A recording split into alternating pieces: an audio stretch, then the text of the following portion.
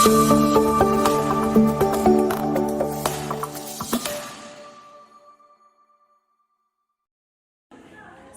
pagi, selamat berjumpa.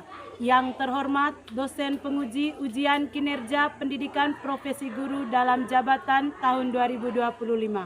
Perkenalkan, nama saya Fatima Erlina Ngajung SPD, guru mata pelajaran pendidikan agama Katolik dan budi pekerti. Saya mengajar di SMP Negeri 5 Lembor Selatan, Kabupaten Manggarai Barat, Provinsi Nusa Tenggara Timur. Saya sekarang sebagai mahasiswa PPG di LPTK Santo Yakobus Merauke.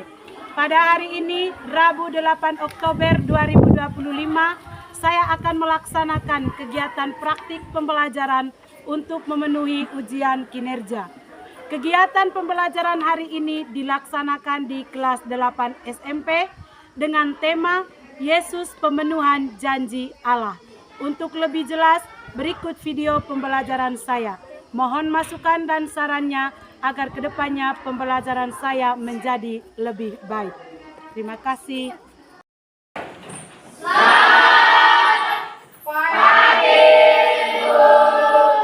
Selamat pagi. Pagi, Bu. Bagaimana hari ini? Semangat? Semangat, Bu. Baik. Ibu juga menjadi lebih semangat hari ini untuk membawakan mata pelajaran pendidikan agama di kelas ini ya. Ya, Bu.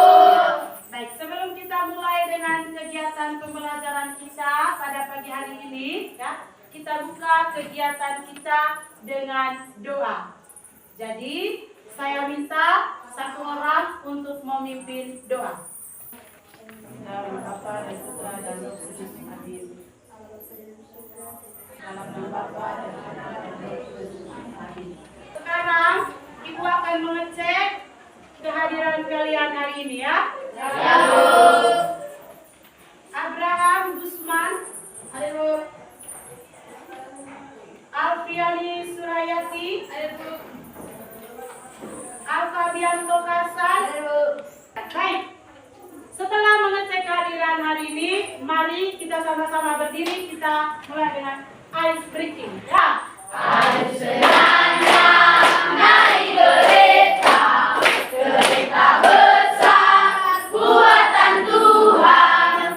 Sopirnya baik, jalannya lurus. Yang naik anak Tuhan, yang naik anak Tuhan. Oke. Hari ini materi yang kita pelajari itu tentang Yesus Pemenuhan janji Allah. Tentunya ada tujuan pembelajaran yang mau kita capai dari materi yang kita pelajari hari ini. Tujuan pembelajarannya, peserta didik dapat memahami bahwa kehendak Allah menjanjikan juru selamat yang terpenuhi pada diri Yesus Kristus yang sungguh manusia dan sungguh Allah. Sesuai dengan temanya tadi, Yesus Pemenuhan Janji Allah. Sekarang Ibu mau bertanya,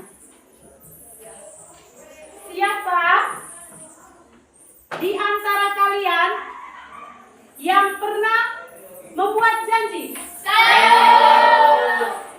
Semua ya? Ya, Bu. Semua sudah pernah membuat janji. Baik, turun tangan.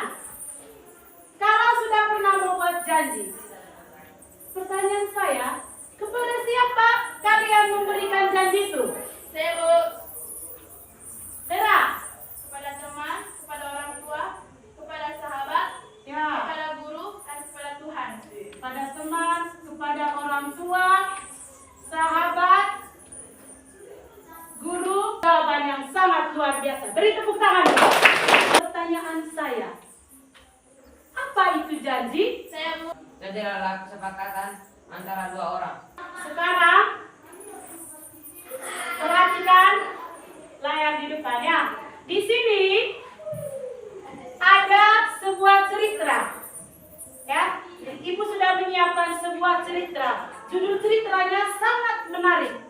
Judulnya Konsekuensi dari Janji atau Risiko dari Sebuah Janji. Pilihannya adalah apakah berani hidup dalam satu keluarga yang hukum mampu.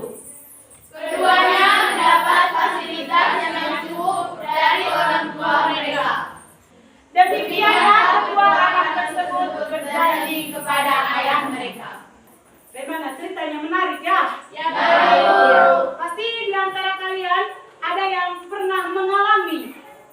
seperti hal yang dilakukan oleh Thomas dan Fabian ya. Ya. Anak-anak, dari cerita yang sudah kita dengarkan tadi, yang sudah kita baca tadi tentang konsekuensi dari janji, ya, konsekuensi dari janji. Menurut kalian, ya, berdasarkan cerita yang kalian baca tadi, mengapa Fabian dan Thomas itu berjanji? Supaya ayah tidak marah-marah kepada mereka. Supaya ayah tidak marah-marah kepada mereka. Tangan. Apa konsekuensi dari sebuah janji? Apa resikonya? Marah. Merasa kecewa. Baik. Janji adalah ucapan yang menyatakan kesediaan dan kesanggupan untuk berbuat sesuatu. Ya. Jadi janji juga disebut dengan persetujuan antara dua orang atau lebih untuk melakukan sesuatu. Itu pengertian dari janji. Nah, berbicara tentang janji, dalam kehidupan kita sehari-hari, kita juga sering berbuat janji. Seperti yang kalian sampaikan tadi. Ibu, janjinya saya berikan kepada teman, pada orang tua, pada sahabat, guru, diri sendiri, dan juga kepada Tuhan. Ya. Jadi kalau kita sudah berjanji, maka kita punya tanggung jawab untuk menepati janji. Ya, jangan hanya tahu bilang saja, Ibu, saya sudah berjanji. Kepada siapa? Kepada orang tua.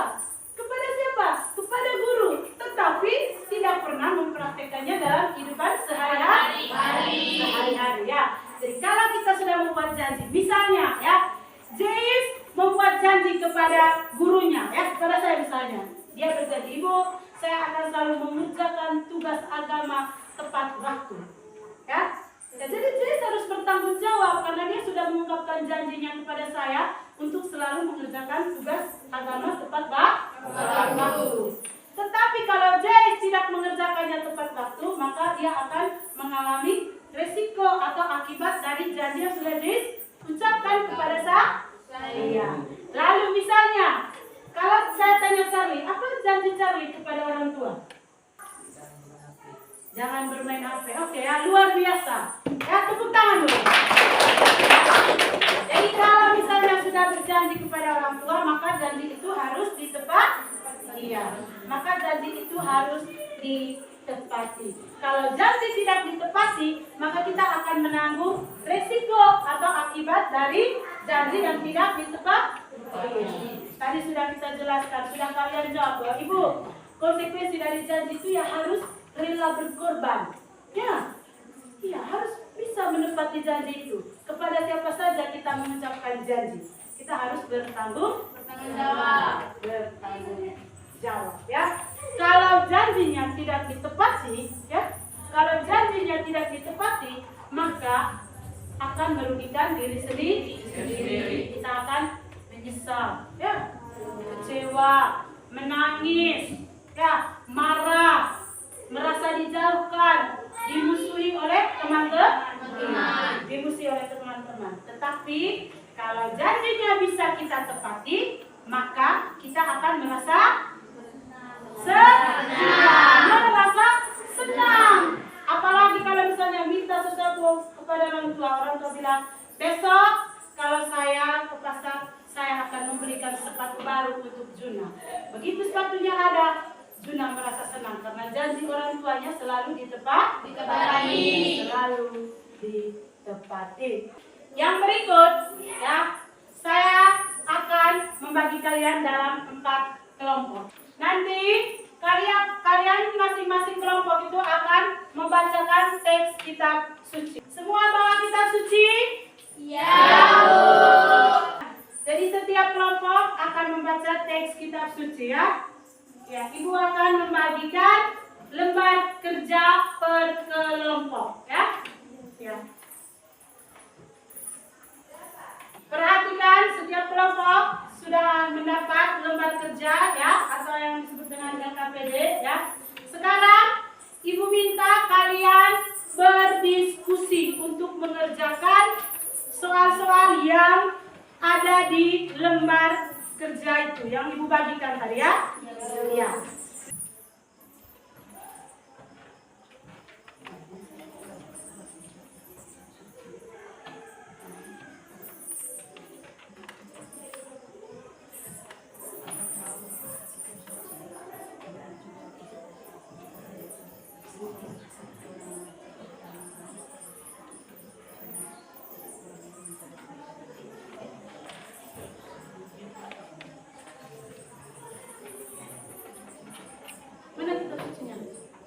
Kita lihat. Ya. Ya. Saya minta kelompok 1 maju ke depan untuk membacakan hasil diskusi kelompok. Ya. Mereka hanya memiliki 1 orang putri ya. Ya. Selamat pagi teman-teman. Pagi. Kami dari kelompok 1 ingin mempresentasikan hasil diskusi kelompok kami. Janji adalah ucapan yang menyatukan kesiapan untuk berbuat sesuatu.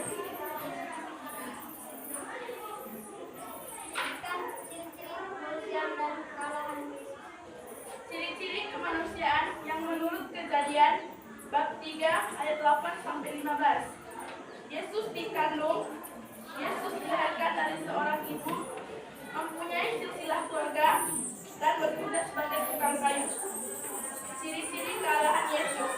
Yesus adalah Mesias yang menyelamatkan manusia.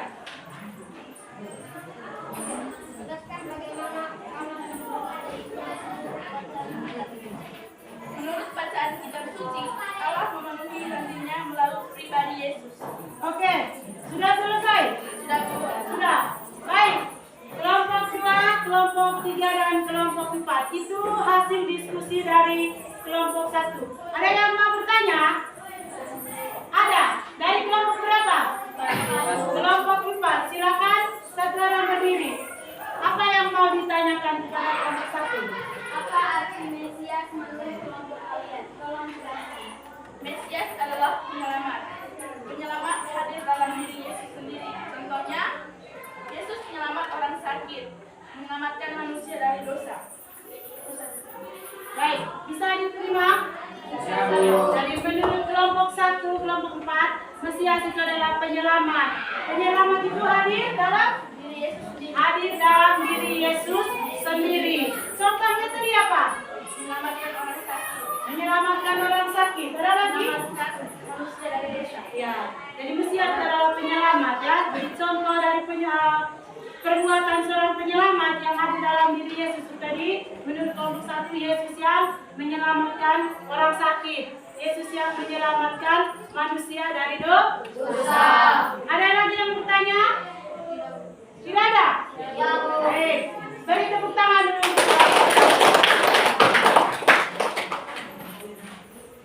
Kami kelompok 2 untuk membentangkan hasil diskusi kami. Jelaskan pengertian dan Janji adalah kesempatan antara 2 orang atau lebih. sebutkan ciri-ciri kemanusiaan dan kealahan Yesus. Ciri-ciri kemanusiaan Yesus menurut Yesaya bab 7 ayat 16 sampai 14. Yesus mengandung kembali laki-laki. Ulang, Yesus. Yesus mengandung kembali laki-laki. Yesus berjenis kelamin Oke, berjenis kelamin laki-laki. Apa lagi? Ciri-ciri kealahan Yesus adalah Yesus disebut sebagai Emmanuel, artinya adalah Jelaskan bagaimana Allah janjinya menurut bacaan kita. menurut bacaan kitab suci adalah janji melalui Yesus Kristus. Masih ada? Masih ada yang mau bilang? Tidak. Itu saja hasil diskusinya. Ada yang ingin bertanya? Tidak ada. Baik, beri tepuk tangan untuk kelompok 3. Selamat pagi teman-teman. Pagi. Kami dari kelompok 3 ingin mempresentasikan hasil diskusi kelompok kami. Yang pertama, jelaskan pengertian janji. Janji adalah perkataan seseorang untuk orang lain, misalnya perkataan anak kepada orang tua. Oke. Yang kedua, sebutkan ciri-ciri kemanusiaan dan kealahan Yesus. Menurut kelompok kami, ciri-ciri kemanusiaan Yesus diambil dari Injil Lukas adalah Yesus dilahirkan dari rahim Maria. Yang kedua, Yesus berjenis kelamin laki-laki. Yang ketiga, Yesus pernah marah. Ciri-ciri kalahan Yesus adalah kenaikan Yesus ke surga. Yesus membangkitkan orang mati. Yang ketiga, jelaskan bagaimana Allah memenuhi janjinya menurut bacaan kitab suci. Menurut bacaan kitab suci, Allah memenuhi janjinya melalui pribadi Yesus. Oke, ada yang ingin bertanya atau menanggapi hasil diskusi kelompok 3? Tidak ada? Bisa diterima hasil diskusinya? Bisa. Bisa ya? Baik, beri tepuk tangan untuk kelompok 3. Silakan kembali ke tempat duduk. Jadi tinggal satu kelompok lagi ya, kelompok 4. Ya. Jadi kelompok 4 yang terakhir akan mempresentasikan atau membacakan hasil diskusi kelompoknya. Kepada kelompok 4, saya persilakan untuk maju ke depan kelas.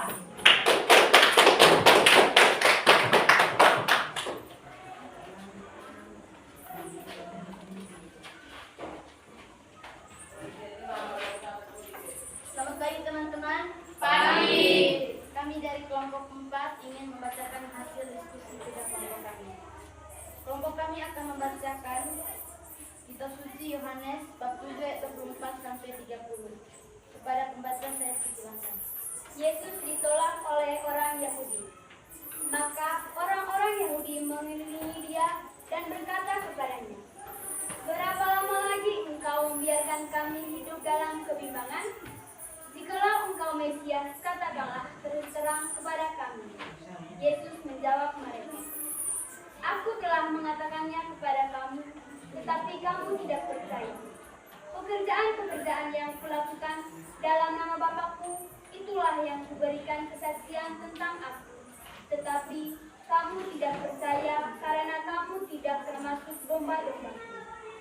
Domba-dombaku mendengarkan suaraku, dan aku mengenal mereka, dan mereka mengikuti aku, dan aku memberikan hidup yang kekal kepada mereka, dan mereka pasti tidak akan binasa sampai selama-lamanya, dan seorang pun tidak akan merebut mereka dari tanganku. Bapakku yang memberikan mereka kepadaku lebih besar daripada siapapun, dan seorang pun tidak dapat merebut mereka dari tangan Bapa. Aku dan Bapa adalah satu." Nomor 1, jelaskan pengertian janji. Janji adalah sumpah yang diucapkan oleh seorang atau lebih, contohnya orang yang menikah. 2, sebutkan ciri-ciri kemanusiaan dan kekalahan Yesus. 2. Ciri-ciri kemanusiaan Yesus. Yesus adalah anak Allah. Yesus tidak sama dengan manusia biasa. Ciri-ciri kekalahan Yesus. Yesus adalah firman. Yesus mengadakan mukjizat, misalnya mengubah air menjadi anggur. Nomor 3, jelaskan bagaimana Allah memenuhi janji menurut bacaan kitab suci. Nomor 3, Allah memenuhi janji lewat Yesus. Baik teman-teman, mungkin ada pertanyaan? Tidak ada. Tidak ada yang mau bertanya? Ya, baru. Baik. Bagaimana kelompok 4? Sudah selesai? Sudah. Oke, beri tepuk tangan dulu. Nah, berdasarkan hasil diskusinya, Ibu ingin memberikan penegasan, kan? Terkait dengan hasil diskusi kelompok yang sudah dilakukan oleh kalian hari ini, ya. Nah, tadi kita sudah sama-sama melihat ya dan memahami bahwa pengertian dari janji itu apa ya. Jadi janji itu tadi adalah ucapan yang menyatakan kesediaan dan kesanggupan untuk berbuat sesuatu ya.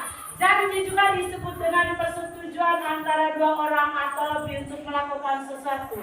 Ya, menarik. Dari kelompok 4 tadi mengatakan bahwa janji itu adalah sumpah. Ya, contohnya tadi menurut mereka itu adalah orang yang menikah.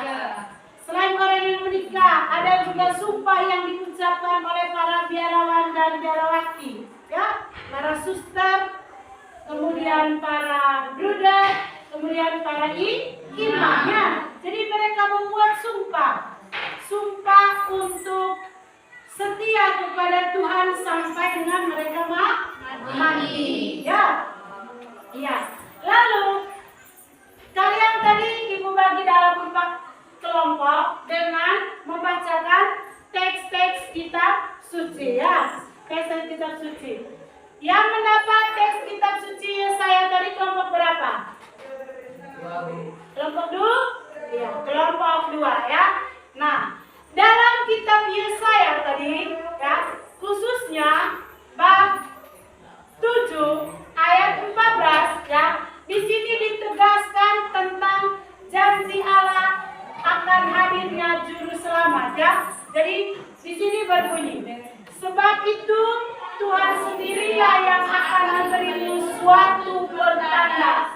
Sesungguhnya seorang perempuan muda akan mengandung dan akan melahirkan seorang anak laki-laki, dan ia akan menamakan dia Immanuel. Immanuel tadi artinya apa? Allah kita. Tuhan beserta kita. Tuhan beserta kita. Ya. Nah, ini yang paling pentingnya. Tadi dari setiap kelompok itu bervariasi menyebutkan ciri-ciri kemanusiaan Yesus. Menurut kelompok 1 ini, menurut kelompok 2 lain, kelompok 3 juga lain, dan juga kelompok ke-4. Nah, mari kita lihat bersama.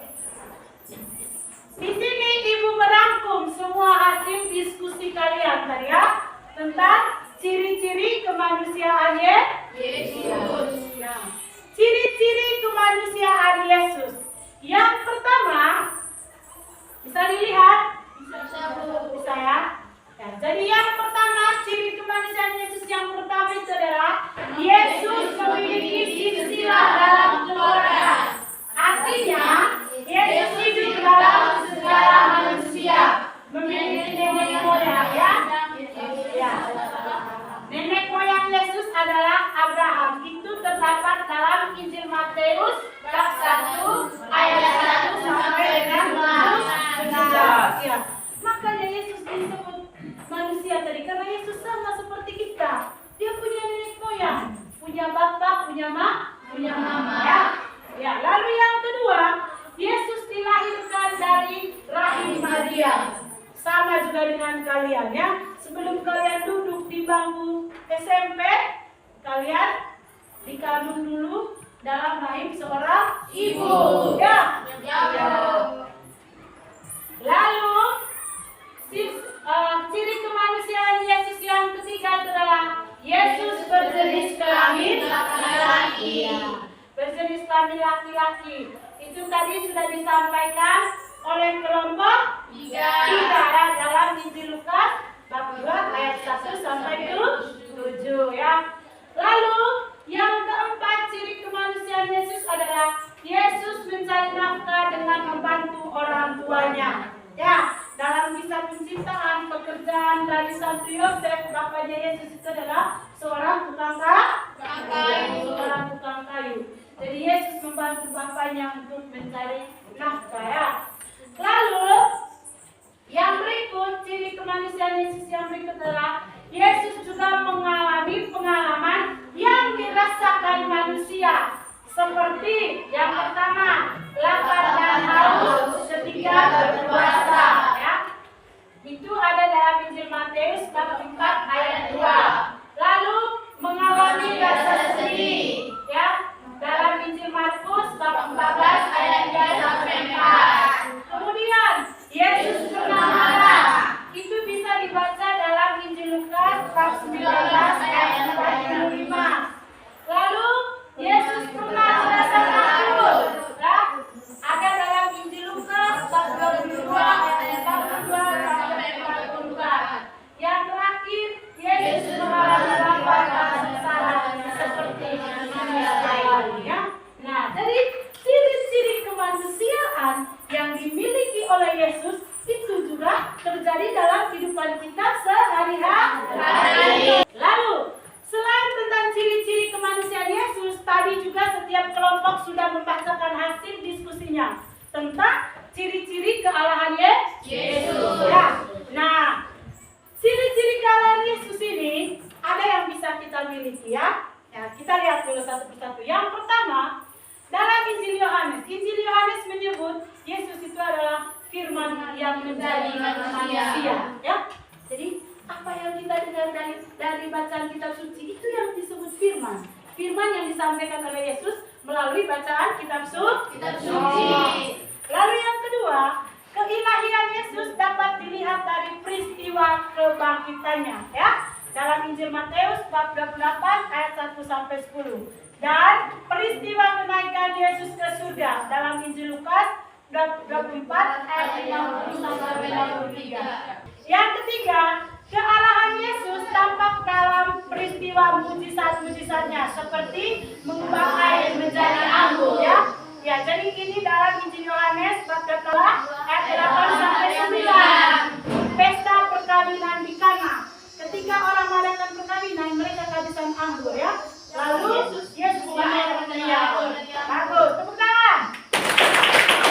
Yesus mengadakan mujizat ya. Dia mengubah air menjadi anggur supaya tuan pestanya tidak mengalami kekurangan anggur. Yang terakhir ya. Ya, ciri-ciri kalah Yesus mengadakan 5 roti dan 2 ikan, lalu membangkitkan orang mati. Jadi ini adalah contoh, 3 contoh mujizat yang dilakukan oleh Yesus yang menunjukkan atau mau membuktikan bahwa Yesus itu adalah anak Allah. Ada beberapa macam alasan yang membuat seseorang itu mau mengungkapkan janji. Perhatikan di sini, ini menarik ya. Jadi kita membuat janji itu ada alasannya. Yang pertama karena rasa cinta. Yang kedua ingin membahagiakan orang lain. Yang ketiga ingin mewujudkan cita-cita. Ya. Atau yang keempat karena rasa tanggung jawab. Sebagai tambahannya, ibu akan memberikan catatan ya untuk kalian bisa pelajari atau fotokopi untuk kalian bisa pelajari di rumah. Baik ya. Baik, untuk hari ini ya kegiatan kita sampai di sini. Tetapi sebelum kegiatan kita berakhir ya, Ibu mau menyampaikan topik pembelajaran yang akan kita pelajari minggu depan. Minggu depan kita akan mempelajari materi tentang Yesus mewakilkan kerajaan Allah melalui kelemahan.